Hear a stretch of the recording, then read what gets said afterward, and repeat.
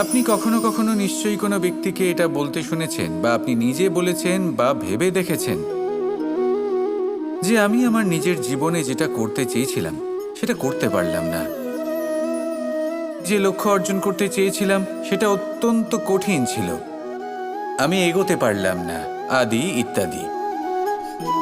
আমরা সবাই কখনো না কখনো ভাবি যে লক্ষ্য আমরা নির্ধারণ করেছি সেটা আমাদের পক্ষে অত্যন্ত কঠিন, প্রায় অসম্ভব। আমাকে বলুন, যে প্রত্যেকটা বস্তু বা সাফল্য যা কিছু আপনি কামনা করেছেন কোনোটাই কি সরল ছিল? নির্বাচনের সময় সেটা সরল ছিল না, সেই জন্যই আপনি সেই লক্ষ্যটা নির্বাচন করেছেন।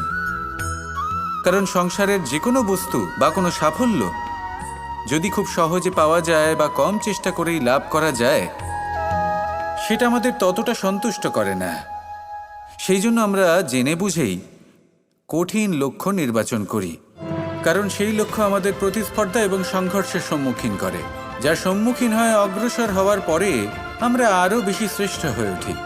সেই জন্য কিছু অসম্ভব কিনা সেই বিষয় চিন্তা করবেন না, শুধু অগ্রসর হতে থাকুন, নিজের কর্ম করুন, সেই লক্ষ্যকে প্রাপ্ত করুন, আর আমার সাথে ভালোবেসে বলুন, রাধা রাধা। মানুষের আরও একটি শত্রু হলো অহংকার। যদি আপনি এমন কোনো বস্তু অর্জন করেন যা মূল্যবান, বা এমন কোনো সাফল্য যা হয়তো অনেক মানুষ লাভ করতে পারেননি, তা নিয়ে যদি আপনার অন্তরে অহংবোধ জন্ম নেয়, তাহলে এই অহংকার আপনার শত্রু নাকি মিত্র তা নির্ভর করছে আপনার বিবেকের ওপর।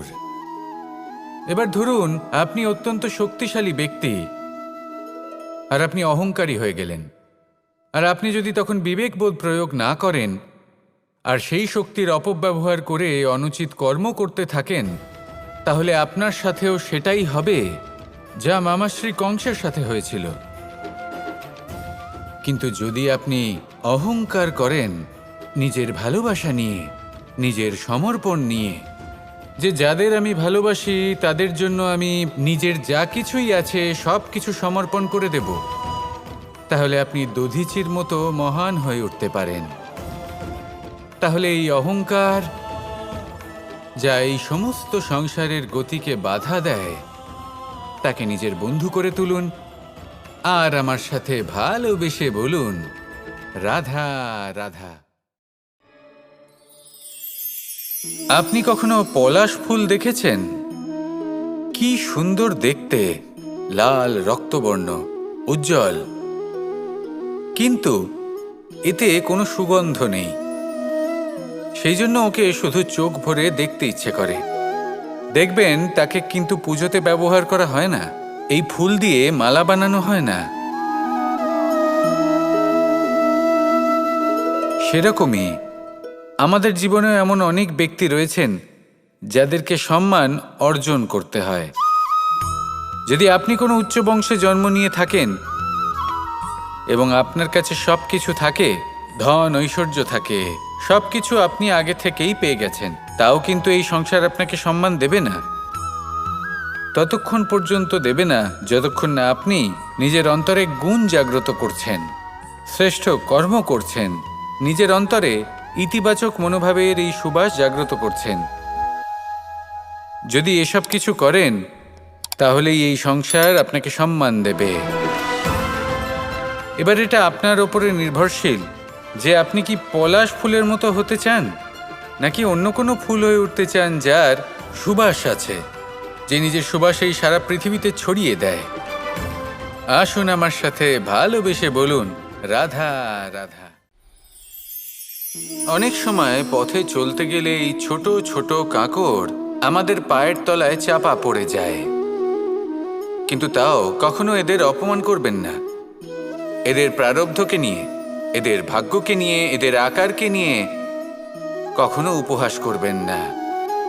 ভাবুন, যদি কখনো ঝড় ওঠে আর এই ছোট্ট একটা কাঁকড় আপনার চোখে ঢুকে যায়, তাহলে কিন্তু সেটা আপনাকে অত্যন্ত কষ্ট দিতে পারে। এরকমই হয় আমাদের জীবনের প্রত্যেকটি ব্যক্তি। কখনো কাউকে অপমান করবেন না, সবসময় সবাইকে সম্মান করুন। যদি আপনি কাউকে অপমান করেন, যদি আপনি কাউকে ছোট অনুভব করান, হতে পারে সময় এলে পরে সেই ব্যক্তিও আপনার শত্রু হয়ে উঠবে, আপনাকে বিকট পরিস্থিতিতে ফেলতে পারে। সেই জন্য কারোর আকার দেখে তাকে সম্মান করবেন না। এই সংসারে সবাইকে সম্মান করুন, সবাইকে ভালোবাসুন, আর আসুন আমার সাথে ভালোবেসে বলুন, রাধা রাধা। এই সংসারের একটা নিয়ম আছে, বা বলতে পারেন লোকে তাই বলে, যে শক্তিশালী হয় সে শক্তিহীনকে নত করে দেয়। এমনটাই হয়, তাই না?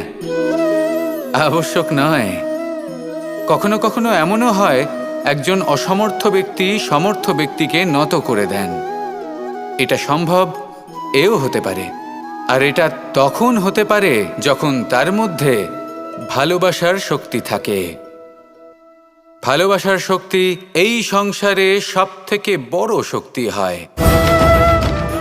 এই ভালোবাসার শক্তি দ্বারাই নির্ধন সুদামা আমাকে দিয়ে নিজের পা ধুইয়ে নিল, কিছু না বলেই, কিছু না চেয়েই। এই কর্মের আধার ছিল শুধুমাত্র ভালোবাসা। খুব শক্তিশালী হয় এই ভালোবাসা। ভালোবাসার শক্তি দ্বারাই আপনি হিমালয় পর্বতকে নত করতে পারেন, তাহলে কি অসম্ভব হতে পারে? এই ভালোবাসার শক্তির সঞ্চার করুন, আর এই ভালোবাসার সাথেই বলুন, রাধা রাধা।